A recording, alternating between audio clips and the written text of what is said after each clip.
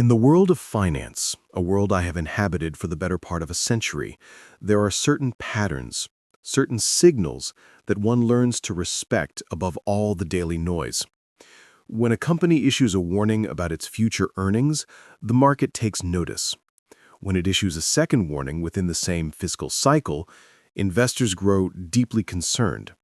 But when that same institution, that same pillar of the market, is forced to file a third consecutive warning report, well, that is no longer a simple headline. It ceases to be about a single quarter's performance or a temporary downturn. It becomes a profound signal, a tremor that suggests the very foundations of the enterprise are under a stress they were never designed to bear. It tells you that the problem is not on the balance sheet, but in the boardroom, not in the product, but in the principles. That, my friends, is precisely where we find ourselves as a nation today. We are staring at the third warning report. Representative Cher Tanador of Michigan, in an act of solemn constitutional duty, has brought forth a new set of articles of impeachment against former President Donald Trump. Now, I know what many of you might be thinking. We have walked this path before. We have seen the political theater, heard the impassioned speeches, and watched it all culminate in a predictable partisan divide. But I urge you, look closer. Look beyond the familiar script. This is not a rerun. Unlike the previous articles, which focused on specific events, however grave, this new endeavor targets something far more fundamental: the very foundation of executive restraint, the invisible architecture of norms and laws that prevents power from becoming absolute. From an investor's perspective, and indeed from a citizen's perspective, this moment is less about the daily churn of politics and more about the clarity of the signals being sent. These are signals about the structural integrity of our republic. They are signals about how far leadership can push against the guardrails of democracy before triggering a systemic, cascading loss of trust. We often imagine that structural instability begins with a bang, with chaos in the streets and turmoil in the halls of power. But that is rarely how it happens. More often, it begins quietly. It begins with the steady erosion of norms, with the bending of rules that become a breaking, with quiet patterns of overreach that we in our busy lives choose to ignore for far too long. And that is what I feel compelled to speak with you about today. Because this isn't a story for the political pages. It is a fundamental issue that touches the life and future of every single American, whether you follow the news from Washington with bated breath or do your best to tune it out. Representative Tanador's articles argue with sober detail that Mr. Trump has repeatedly and systematically acted in ways that undermine the very letter and spirit of the Constitution and the operational stability of our governance. She points not to a single transgression, but to a pattern of behavior. Unauthorized deportations that bypass established legal processes, harmful and erratic tariff strategies that destabilize our own economy for short-term political leverage, and, perhaps most critically, the deliberate weakening of key federal agencies, transforming them from pillars of the state into instruments of a single will. In the world of capital markets, when a CEO begins to distort the rules that ensure fair oversight, when they fire the independent auditor, pressure the compliance department, or mislead the board of directors, investors don't just get nervous. They fundamentally reevaluate their position. They adjust their expectations not just for the next quarter's profits, but for the long-term risk profile of the entire nation in which that company operates. They understand a core principle. Power that goes unchecked is never efficient. In the long run, it is catastrophically expensive. It accrues a debt of instability and mistrust that future generations will be forced to pay. What we are all witnessing now is the compounding interest on that debt, the growing and undeniable cost of an institutional fragility that no market, no matter how clever, can ever truly hedge against. Now, let's be pragmatic. With the Democrats holding a minority in the House of Representatives, the mathematical odds of this impeachment succeeding in the immediate sense, that is, in the removal from a future office, are slim. But to focus solely on that outcome is to miss the point entirely. You see, an impeachment is not always about removal. Sometimes its most vital function is to create a record. It is about drawing a line in the sand for history, about ensuring that certain actions are not allowed to fade into the fog of the news cycle, but are instead etched into the permanent ledger of the Republic. A third official attempt at impeachment marks a profound constitutional anomaly. It is a siren blaring in the night, signaling a level of perceived executive misconduct without precedent. If this process proceeds, it will irrevocably reshape how all future leaders, of every political stripe, calculate the risks of their own actions. They will know that a clear and persistent pattern of overreach will eventually meet a constitutional response. If, however, it fails, not merely on a vote count, but in the court of public understanding, it may have the opposite effect. It may serve to normalize a dangerous new precedent, signaling to future occupants of the Oval Office that the guardrails are merely suggestions, that the limits on their power are only as strong as their political opposition is popular.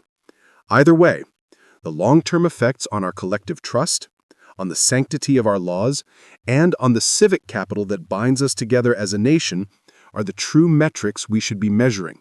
Because in any system, whether it is a nation or a multinational corporation, credibility compounds just like interest. And once it begins to erode, it rarely, if ever, returns at its original value. What has transpired over the past 48 hours is particularly telling, for it has revealed the depth of the crisis. The conversation in Washington has palpably shifted, moving from the realm of political speculation into the territory of a genuine structural crisis. The new impeachment articles were filed on the 11th and 12th of October, and in the sober light of history, those dates may well be remembered as a turning point, not just in the political saga of one man, but in the institutional life of our government. From a risk management viewpoint, the greatest concern lies not in a single threat, but in the dangerous convergence of parallel threats. On one side, we have the formal, public charges being leveled by Congress. This is the external pressure, the constitutional mechanism working as designed, albeit under immense strain. But on the other side, we have something far more alarming: the quiet, urgent whispers of internal intervention, discussions reportedly happening among members of Mr. Trump's own cabinet. That dual pressure, external and internal, is a classic signal of a deep institutional fracture. In corporate terms, it is the equivalent of a board of directors simultaneously grappling with a massive shareholder lawsuit while, in the very same breath, secretly debating the ouster of their own CEO. You simply do not see that happen unless the core system, the very heart of the enterprise, is under an existential level of stress. And here is where the story deepens, where it becomes something more than just another political battle. Sources close to the administration, voices of credibility and access, now report that high-ranking officials have been quietly, soberly discussing the invocation of the 25th Amendment. For those unfamiliar, that constitutional clause is not a political tool. It is an emergency mechanism. It allows for the transfer of presidential power if the sitting leader is deemed unable, physically, mentally, or otherwise, to fulfill the sacred duties of the office. Let me be clear about who is reportedly having these conversations. These are not mid-level aides with an axe to grind. These are not disgruntled partisan actors leaking to the press. We are talking about deliberations at the cabinet level, among the very people appointed to execute the president's agenda. As someone who has observed leadership transitions in corporate boardrooms for over half a century, I can tell you this with absolute certainty. When the insiders, the hand-picked lieutenants, begin contingency planning for a forced succession, the issue is no longer about a simple policy disagreement. It has escalated into a crisis of institutional continuity. That conversation, the one about removing the leader from within, only ever happens when the perceived risk of waiting has become greater than the undeniable risk of acting. What is unfolding before our eyes is historically unique. We are witnessing formal impeachment proceedings initiated by the legislative branch, overlapping with serious executive branch discussions about forcibly replacing a sitting president. This is not just noise. This is not political static. This is the sound of a constitutional stress test happening in real time. It demonstrates with chilling clarity that confidence in the leadership is not just eroding among political opponents across the aisle, it appears to be breaking down within the very chain of command. In the markets, when stakeholders at every single level, from the smallest retail investor to the largest institutional fund to the company's own executives, all begin hedging against the same central actor, we no longer call it volatility, we call it the insolvency of leadership. That distinction is critical because it shifts the fundamental question from whether removal is likely to whether institutional survival now depends on it. This moment is without precedent, not because our political divisions are new, they are as old as the Republic itself, but because the internal confidence of the governing apparatus appears to be unraveling at the seams. For key members of a sitting administration to signal their disapproval, whether quietly in closed-door meetings or publicly through strategic resignations, represents something far more profound than mere dissent. It is a clear and unambiguous sign that the core operational trust, the fundamental belief in the judgment and stability of the leader, has broken down. You cannot effectively run a country, any more than you can run a company, when that internal alignment evaporates. The breakdown of any great enterprise always begins behind closed doors. And what we are seeing now, in the form of these articles and these leaks, are the first public glimpses of what has likely been happening in private for some time. Amid all the political shouting, one thing becomes starkly clear to me. It is increasingly difficult and increasingly dangerous to rely on surface-level reporting. In business, we don't make billion-dollar decisions based on headlines. We look at the fundamentals. We analyze the incentives. We study the patterns of behavior. The very same discipline must be applied here. What matters is not just what people are saying, but who is saying it, why they are choosing to say it now, and most importantly, how their actions align with observable patterns. As we have seen time and time again, we are witnessing signals, not speculation. And in times of great uncertainty, the ability to separate the two is the most valuable skill a citizen or an investor can possess. So let us return to the substance of these new articles, because the details are of paramount importance. These impeachment articles are not a simple recycling of old narratives. They are not about Ukraine. They do not seek to revisit the tragic events of January 6th. This is not repetition for political effect. These are new and distinct claims rooted in recent executive actions that have raised fresh and urgent constitutional alarms. That distinction is critical because in any system, it is the setting of new precedents that carries the greatest risk. Markets, whether political or financial, respond most sharply not to predictable chaos, but to profound uncertainty about what the rules of the game truly are. That is where we find ourselves today. In the past few days, we have witnessed a dramatic escalation, not just in the political tone, but in the legal severity of the charges being raised. We are hearing language from some lawmakers that would have been unthinkable just a few years ago. They are now describing the president's recent actions as a form of hostile engagement against the very country he was elected to serve. These are not metaphorical accusations, you must understand. The phrase being used in some of these corridors, a phrase heavy with the weight of history, is treasonous warfare. From a legal standpoint, such language is exceptionally rare and carries immense gravity. From an investor's perspective, it signals that confidence in executive restraint has not just been shaken, it has reached a breaking point. When a nation's leaders stand accused by other leaders of actively working against the interests of their own nation, we are no longer discussing politics. We are measuring the very integrity of the republic itself. Alongside that explosive charge is a second, equally important one: ongoing and systematic violations of constitutional rights. This isn't about a singular misstep or an isolated error in judgment. The articles describe a repeated, calculated pattern of exercising power far beyond its legally prescribed limits. That kind of pattern, if confirmed and left unchecked, creates a ripple effect that extends far beyond the daily headlines.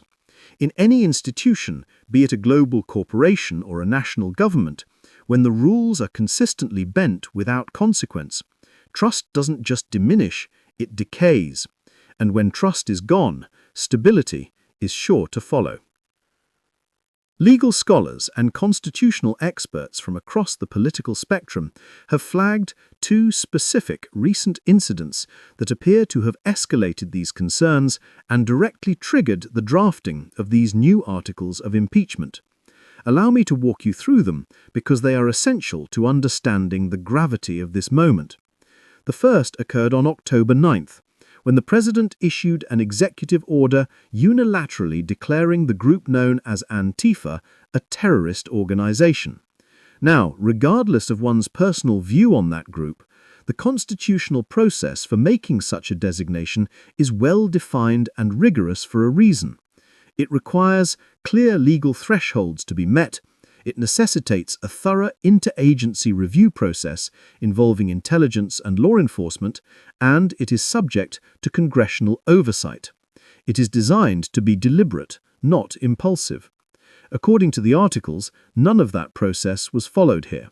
The concern for constitutionalists is not just about who was targeted, but about how it was done.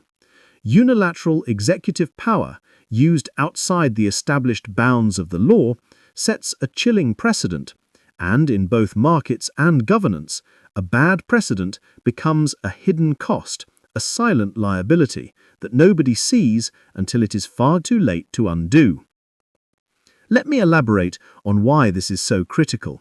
There is a well-established legal framework built over decades for identifying and designating terrorist organizations. This framework requires extensive input from Congress, it demands coordination between multiple agencies like the State Department and the Department of Justice, and it insists on adherence to strict statutory thresholds. It is designed to be deliberate, not impulsive. In this case, the President is accused of having bypassed that entire intricate and essential process, issuing the designation by executive fiat. That action alone raised serious legal eyebrows. However, what reportedly followed was even more concerning.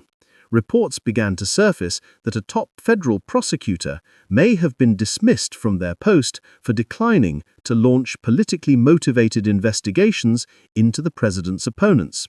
In any system, political or financial, when the tools of enforcement, the very instruments of justice, are redirected for personal or political gain, we stop measuring leadership and we start questioning legitimacy. To be perfectly clear, this is not a matter of a simple miscommunication or a policy disagreement. If these allegations hold true, it would mean that a public official sworn to uphold the law lost their position for refusing to prosecute political rivals without sufficient legal grounds. Legal scholars are already calling this a potential breach of constitutional norms of the highest order. This isn't just about one person's job, you see. It is about the precedent it sets for every prosecutor, every judge, and every law enforcement officer in the country. If the Department of Justice becomes subject to personal directives rather than impartial legal standards, then the rule of law itself takes a back seat to the rule of a single person. And once that chain of accountability is compromised, rebuilding the public's trust becomes exponentially, perhaps impossibly harder. According to multiple independent sources, the federal prosecutor in question, a man named Eric Burt, has reportedly been pressured to resign. The implicit message is chillingly clear: comply with the political agenda or be removed. That tactic, while it may sound like decisive executive authority in motion, also bears a disturbing resemblance to coercion more than to governance. When a leadership begins targeting its own appointees for refusing to execute a political agenda, it is a sign not of strength, but of deep and dangerous instability. I can assure you, in any boardroom of a Fortune 500 company, the act of forcing out the general counsel or the head of compliance for upholding legal integrity would trigger immediate audits, mass resignations from the board, and a full-blown shareholder revolt. In government, the stakes are infinitely higher because the shareholders are the American people. The situation escalated further. An emergency staff meeting was reportedly scheduled after news broke that this top federal prosecutor might be dismissed. The stated reason for his potential removal?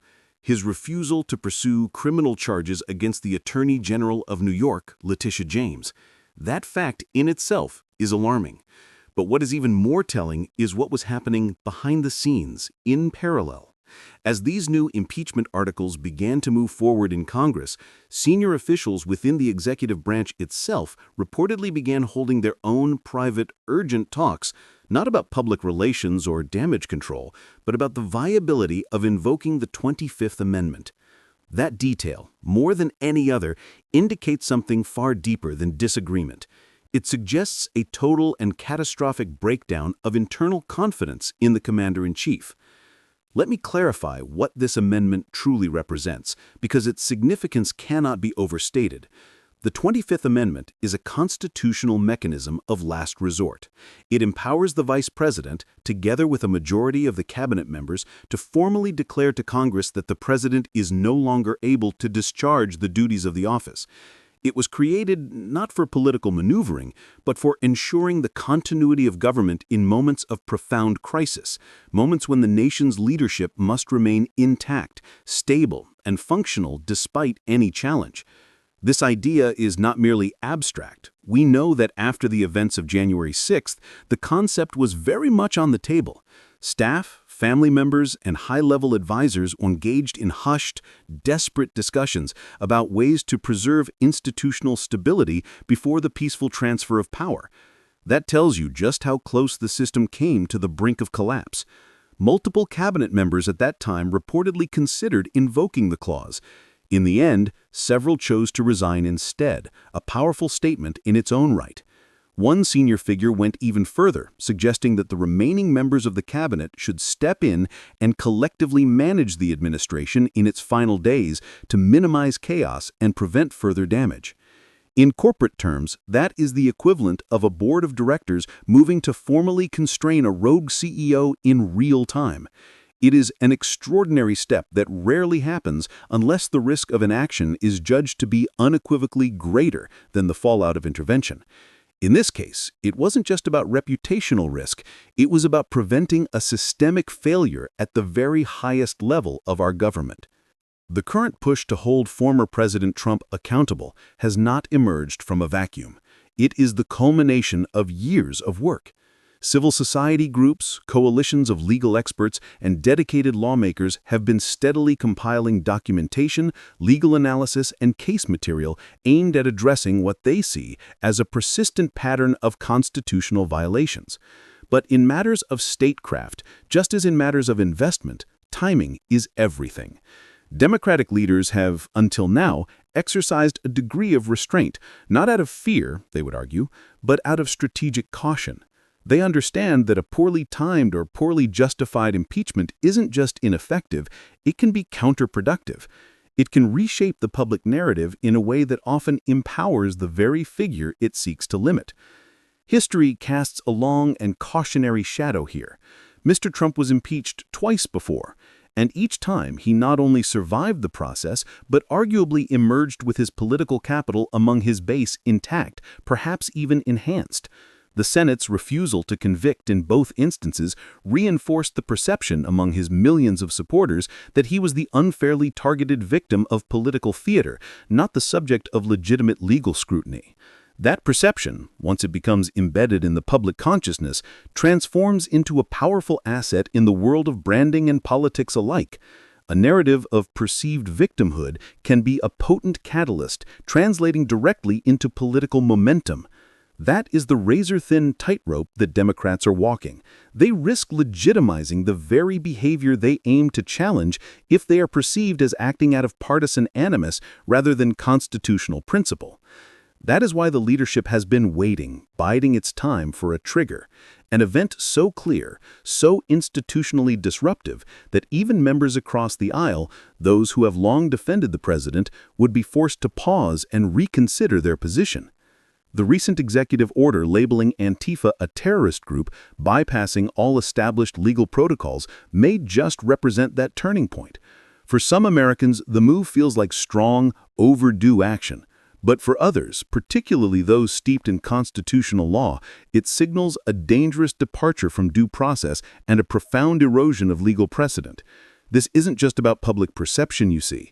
It's about the fundamental question of whether executive action is drifting too far from the intricate system of legal constraints that was meticulously designed to protect the delicate balance of power. In a constitutional democracy, power does not and must not exist in a vacuum. The guardrails are there for a reason. The formal designation of a terrorist organization, for example, follows a structured, evidence-based process. It is led by the State Department, supported by rigorous intelligence analysis, and is subject to congressional oversight. It was never designed to be a discretionary tool for a president to use against domestic groups they find politically disagreeable. When a president bypasses that entire framework and acts unilaterally, the issue is not merely legal, it is systemic. The leadership becomes unpredictable, and in both the financial markets and the chambers of government, unpredictability is the mortal enemy of trust. These legal protocols are not bureaucratic red tape. You must understand this. They exist as a bulwark to prevent the abuse of immense power. Declaring a person or a group a terrorist doesn't just generate a headline. It activates a whole suite of extraordinary government mechanisms. It can be used to freeze bank accounts, authorize surveillance without the usual checks and balances, and initiate arrests under special legal provisions. These are tools forged for the defense of the nation against foreign threats, not for wielding against domestic political adversaries. When those powerful tools are deployed without meeting the high legal threshold required, constitutional scholars aren't just concerned, they are alarmed. Because they know that if the system allows such an overreach to happen once without consequence, it will be far less likely to resist it the next time. Now, let us shift to the parallel case involving the federal prosecutor. This is where the situation grows even more troubling. According to several independent and credible sources, that prosecutor was allegedly instructed to open criminal investigations against individuals who were also prominent political adversaries of the president. This is not just a story about a personnel dispute. It is a story about the sacred principle of institutional neutrality. In our system, prosecutors represent the American people and the impartial application of the law, not the personal ambitions of any one leader. If that bright line is crossed, you don't just erode trust in the justice system, you risk turning the law itself into a form of political leverage. And that transformation, once it is set in motion, is a poison that is very, very hard to purge from the body politic. That potential shift is not a small matter. According to multiple independent reports, some federal prosecutors may have faced the threat of dismissal, not for any professional misconduct, but for their principled failure to pursue charges that lacked a sound legal foundation. In the corporate world, if a CEO were to fire their chief compliance officer for refusing to bend accounting rules, it would trigger immediate and forceful investigations from the SEC and the Department of Justice. In government, the implications of such an act are even greater. It raises grave concerns that prosecutorial independence, which is the very cornerstone of our justice system, is being treated not as a sacred and protected function of the law, but as a transactional tool to be bartered and wielded. If these allegations prove to be accurate, and I must stress the word if, then we are no longer operating in the realm of politics. We are looking at a serious, fundamental breach of ethical governance. Using the immense power of prosecutorial authority to target political adversaries is not just wrong, it breaks the foundational chain of trust between the citizen and the state. In authoritarian regimes, the justice system is a servant of the executive, but in a constitutional democracy, it must serve only the law. Any deviation from that principle, however small it may seem at first, invites long-term, systemic damage that cannot be undone by the next election cycle. In parallel with these grave concerns, another federal action made headlines and added to the sense of a system under strain. A federal judge issued a temporary block against an effort to lay off thousands of government workers during the shutdown. The court, in its ruling, described the move as politically charged and reckless, citing the devastating human toll of eliminating over 4,000 jobs without due consideration or process. In investment terms, this is not just a labor issue, it is a governance risk issue. When short-term political tactics are allowed to override long-term institutional stability, value erodes, whether you're measuring it in a stock portfolio or in the efficacy of public service. Decisions that ignore the real, tangible human costs of political gamesmanship tend to compound over time into broader systemic failure.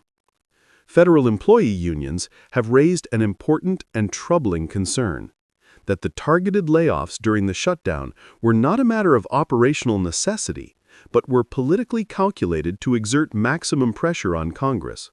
With the impasse now entering its third week, the broader economic and social impact is already becoming visible. One organization, Free Speech for People, has been meticulously tracking executive conduct since the beginning of Mr. Trump's second term.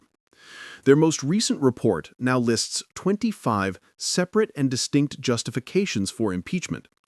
That number is not just symbolic. It reflects a growing and discernible pattern, a series of unchecked decisions that, taken collectively, threaten the rule-based foundation of our entire system of governance. Some of the allegations on that long list will sound familiar to you: the mishandling of classified material, ongoing financial entanglements, and various ethical breaches have all been discussed at length before.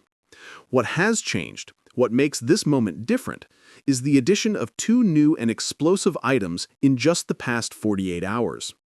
One stems from the unilateral Antifa designation, the other from the alleged attempt to fire a federal prosecutor for political noncompliance. What truly sets this current impeachment push apart from previous efforts isn't just the content of the articles. It's the growing coalition of voices behind them.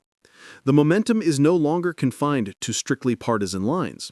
The alarm is now being echoed by a broad and diverse chorus of voices from across the legal and academic spectrum.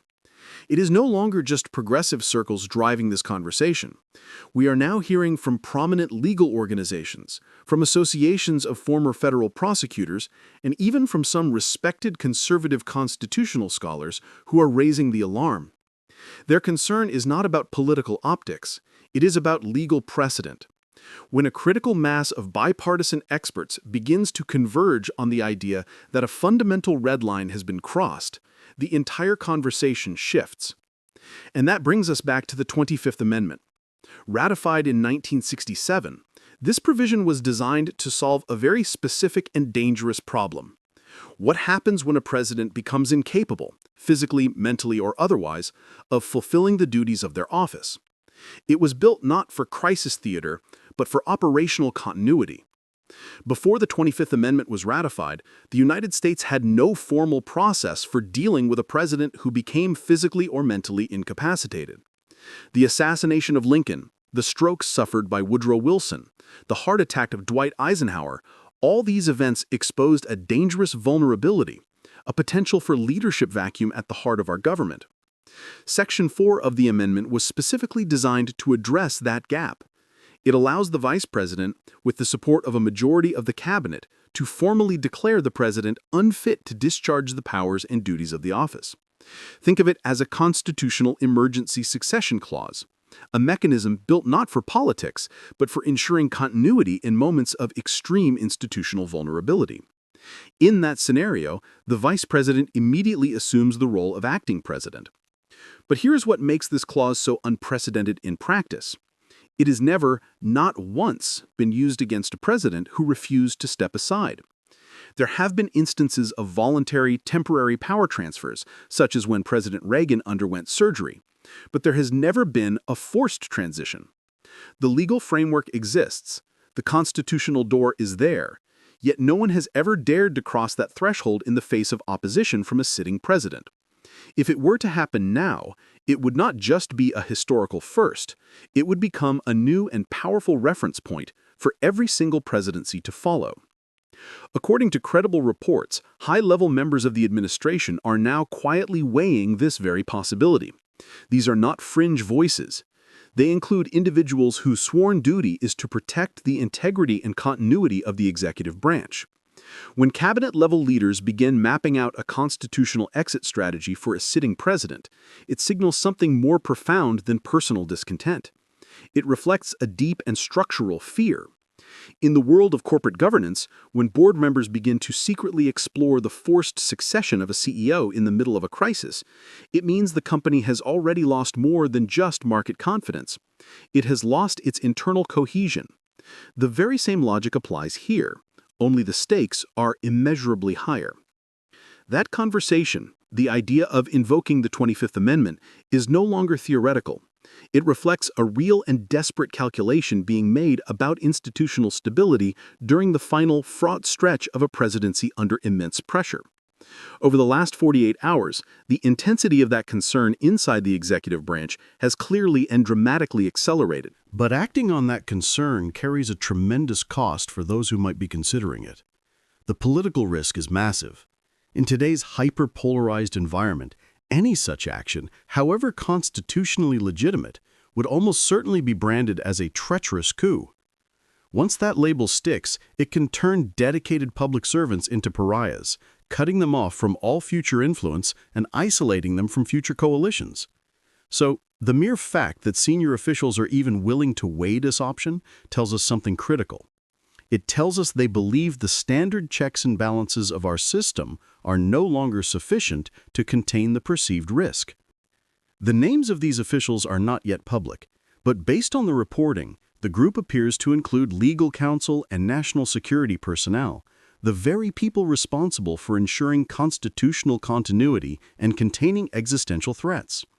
If those whose job it is to guard the rules now feel that the system is slipping outside the bounds of its own self-correction, then what we are witnessing is not just alarm. It is a signal that the core mechanisms of restraint are now perceived as being broken or ineffective. That is precisely the kind of breakdown that historically precedes a dramatic institutional intervention. This urgency is no coincidence. October of 2025 marks a narrowing window of opportunity. The midterm elections are less than a year away, and political momentum tends to harden into concrete as a voting season approaches. Democrats understand that once the calendar flips, the political cost of delay may become irreversible. If Republicans were to gain seats in the next election cycle, the chance to pursue this impeachment or any future accountability could vanish altogether. It is a classic timing dilemma. Act now under immense pressure, or risk losing the ability to act at all later. In the markets, we call that a missed opportunity cost.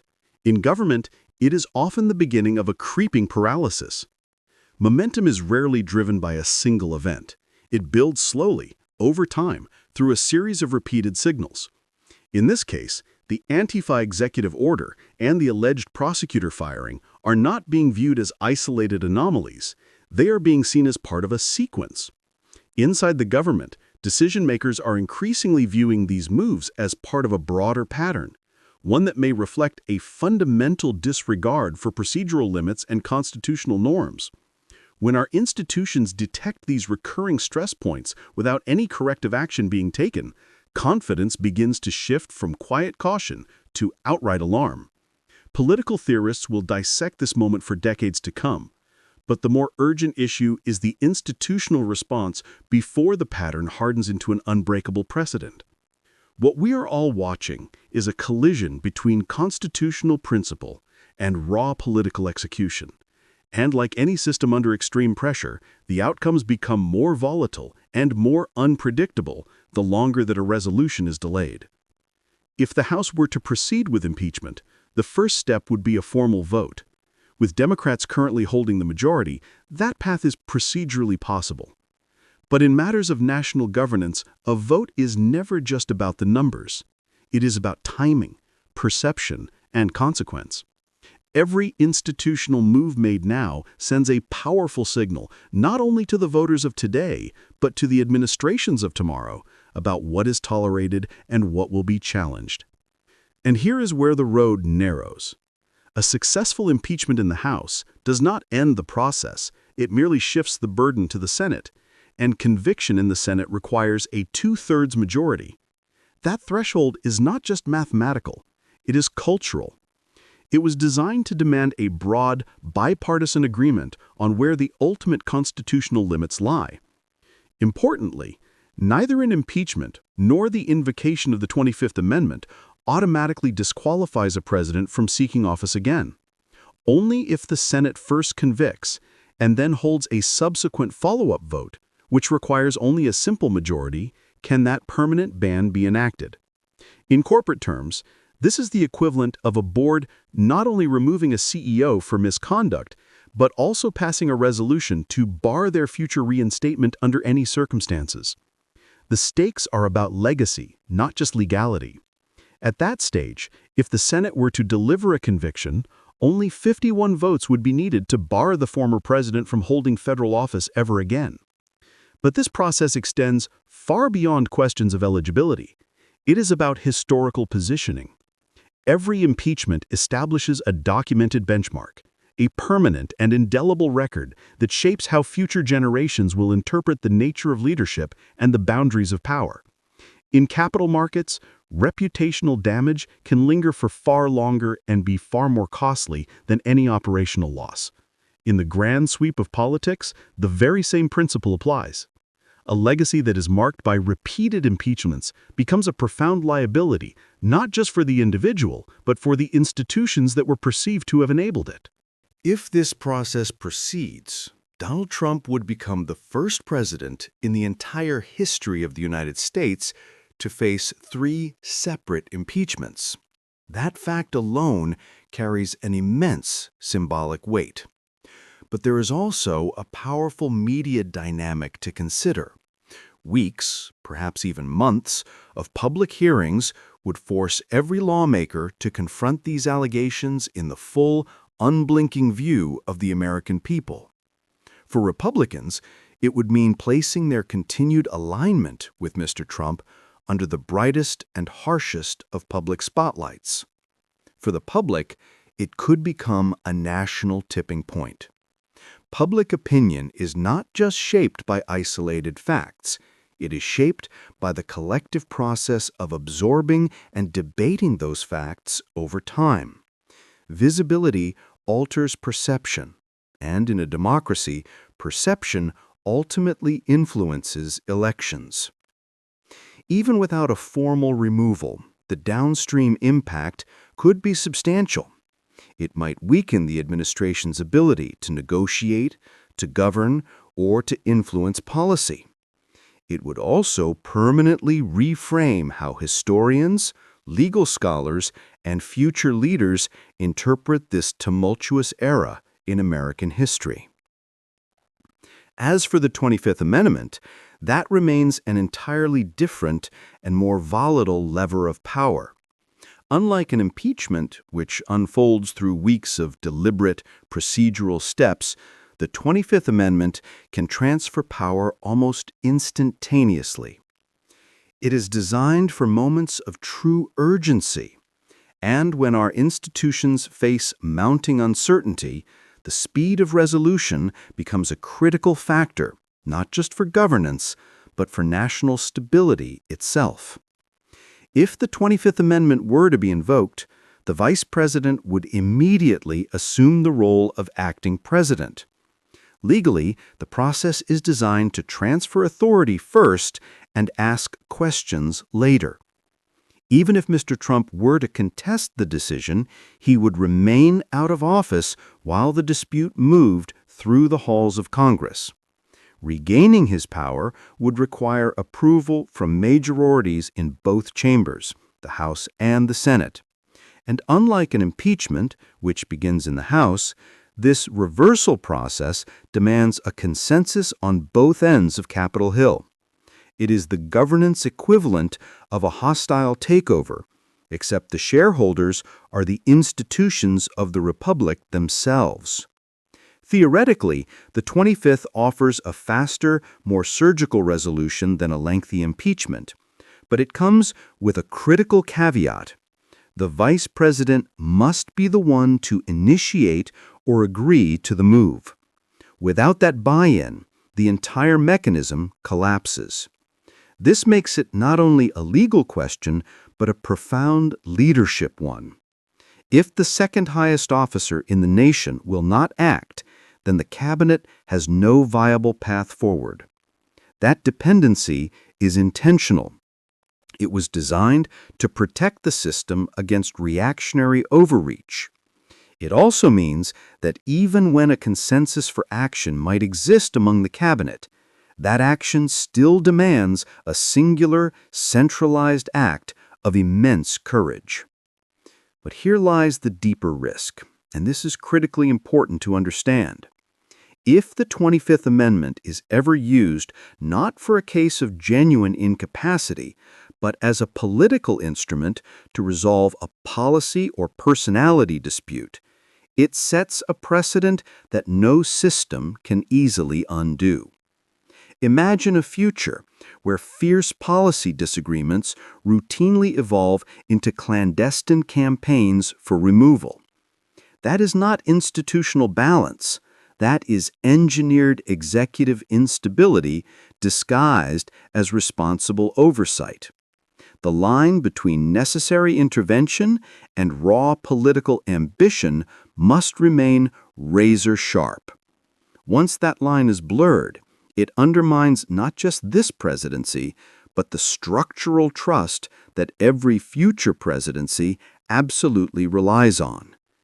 In finance, we call that reputational contagion. In a democracy, it is how legitimacy unravels. As for the 25th Amendment, my own assessment is that it will probably fade from the immediate conversation. The political cost is simply too steep, and the legal foundation too untested for such a dramatic move. Cabinet members will weigh the immense risk to their own reputations and careers, and most, if not all, will likely conclude that it is not worth acting. In the world of capital markets, we call this reputational risk aversion. In politics, it becomes a kind of strategic paralysis, a state where everyone can see the cliff's edge up ahead, but no one is willing to be the first to take a step away from it. And yet, the very fact that this conversation is happening at all, inside the halls of power, throughout our media cycles, and in the living rooms of American families, tells us something of critical importance. This is not just noise, it is a signal. It means that key decision makers, some of them inside the administration itself, have come to believe that the current situation is no longer sustainable. From my long experience in both business and civic life, I can tell you that when the insiders themselves begin raising the red flags, it rarely stems from ideology alone. It comes from a deep and visceral discomfort with unmanageable risk. And in this case, the risk they perceive is not financial. It is institutional. It is constitutional. And that should concern every single one of us. Whether you follow politics on a daily basis or do your best to tune it all out, this matters. It matters because structural failure doesn't begin with a sudden collapse. It begins with a complicit silence that slowly, imperceptibly, turns into normalization. At its very core, this is a test of our constitutional architecture. Can our institutional guardrails actually function when they are placed under real, sustained stress? Not in theory, as written in a textbook, but in practice, in the messy reality of our times. Is the legislative branch still a meaningful counterweight to executive power, or has hyperpartisanship hollowed out its institutional courage? Do our cabinet members act as fiduciaries of the republic or merely as loyalists to one person? I have often said that a person's true character is revealed not in times of comfort, but in moments of pressure. The very same is true of institutions. We are about to find out, in a very real and public way, whether the checks and balances we all learned about in school are more than just words printed on parchment. This is not just a political trial, it is a stress test of the American promise itself. What happens next will echo far beyond this one presidency. If accountability fails now, if this pattern of behavior meets no meaningful consequence, we will set a precedent that future leaders, regardless of their party, will study very, very closely, and not for the right reasons. If power, when it is abused, faces no real cost, then the entire incentive structure of our democracy begins to warp. You do not need to be a historian to see how that story plays out over time. But if this moment yields real, proportionate, and principled consequences, we might just restore the foundational idea that no individual, not even a president, is above the system that grants them their power. And in the long run, that is the kind of powerful signal that markets, citizens, and democracies around the world respond with renewed and strengthened faith in. When our institutions start exercising their constitutional muscles, it sends a ripple of stability and confidence through the entire system, not just to lawmakers in Washington, but to the markets on Wall Street, to businesses on Main Street, and to everyday Americans watching from their homes. On the other hand, if impeachment becomes just another procedural formality, a partisan ritual detached from any grounding in principle, then it loses the very deterrent power that it was designed to have to protect our republic. Accountability isn't just about settling yesterday's scores or winning today's headlines. It is about preserving the long-term health of a system that is built from the ground up on a foundation of trust. If our leaders, whether they are cabinet members or voters, retreat into a fearful silence, the consequences will not just be political, they will be cultural. And as any good investor will tell you, in the long run, culture always eats strategy for breakfast. The landscape is still shifting beneath our feet. It is possible you may see more voices from inside the administration deciding to step forward, either out of a crisis of conviction or a simple instinct of self-preservation. New documents may surface, timelines may shift. Even the strongest party loyalty has its limits, especially when personal and professional reputational risk becomes too steep to bear. Sometimes, the cost of staying quiet finally outweighs the cost of dissent. But let us not be naive. There is also a very real chance that the machinery of accountability will stall, and in doing so, it will inadvertently reward defiance. That is the great paradox of political inertia. Sometimes it strengthens the very thing it fails to stop. What matters in the end is not just who wins this particular political moment, but whether we as a country learn anything from it.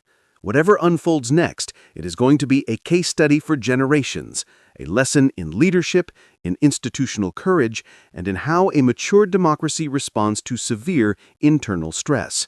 These are not just volatile weeks we are living through, they are turning points, and history has a way of assigning a heavy and permanent weight to the decisions that are made in such moments. We are not mere spectators in this story. We are all stakeholders. Whether we are managing capital, managing a small business, or simply raising our families, the integrity of our democratic infrastructure determines the climate in which we all must operate. It is the bedrock upon which all our other endeavors are built. That is why this matters. That is why I am watching so closely. The immediate path forward hinges on a fragile and unpredictable calculus of political courage and constitutional duty. While the House may possess the procedural votes to advance these articles, the true battleground lies in the court of public opinion and in the silent corridors of power where allegiances are tested and legacies are forged. The allegations are no longer about a single isolated event, but about a consolidated, observable pattern of behavior that challenges the very mechanisms of accountability that define us as a nation. This is not merely a political crisis. It is a diagnostic moment for the Republic's immune system. The question before us is whether the antibodies of our democracy, oversight, legal consequence, and institutional pushback are robust enough to counter a sustained challenge to their authority. The parallel discussions of impeachment and the 25th Amendment reveal a system that is exploring every available tool in its constitutional arsenal. This multi-pronged response in itself indicates the perceived severity of the threat. It is the sign of a living constitution, yes, but it is also the sign of a system in profound distress. The markets have long understood that uncertainty is the mortal enemy of investment. Similarly, in governance, ambiguity about the fundamental rules of engagement erodes the foundational trust required for a stable state. The coming days and weeks will be a masterclass in real-time political risk assessment.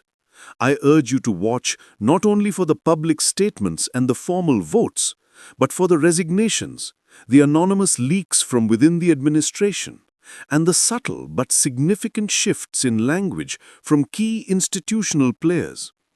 These are the leading indicators of systemic change. The weight of history now rests on the shoulders of a relatively small group of individuals, lawmakers, cabinet secretaries, and senior advisors, who must decide where their primary loyalty lies, to an individual or to the office they hold and the constitutional order it represents. Their choices, made under immense pressure and unforgiving public scrutiny, will become part of the permanent American record, setting a template for how all future crises of legitimacy are managed. The cost of action is high, but the cost of inaction, the normalization of these actions and the precedent it would set, may be incalculably higher, potentially altering the very character of the American presidency for generations to come. This is not about one man. It is about the system that must outlive him. It is about whether we, as a nation, still truly believe in the guardrails our founders so painstakingly built, or whether we have decided they are merely optional when they become politically inconvenient. In investing, I have always said that the most important quality is temperament, not intellect. The same is true for a democracy. Do we, as a people, have the temperament to enforce accountability when it is hard, when it is unpopular, when it divides us further? That is the test we now face, and we are all being graded. Listen, I have lived through a great deal of political turmoil in my 94 years. I have seen crises that felt, at the time, like the end of everything. I have watched our system bend, and I have watched it crack, but I have always seen it ultimately hold. This moment feels different. Not because the threats themselves are entirely new, but because the response mechanisms, the very safeguards of the system, are being tested in ways they have never been tested before. What we do now, what our leaders do now, will define not just this presidency, but the American presidency itself for decades to come. That is a heavy burden, but it is also a sacred responsibility. The institutions we inherit are not ours to break. They are ours to protect and to pass on, strengthened, to the next generation. And if we fail in that fundamental duty, the cost will not just be political, it will be generational. So I ask you to pay attention, stay informed, and remember that in any system, silence is a choice, and sometimes it is the most expensive choice of all.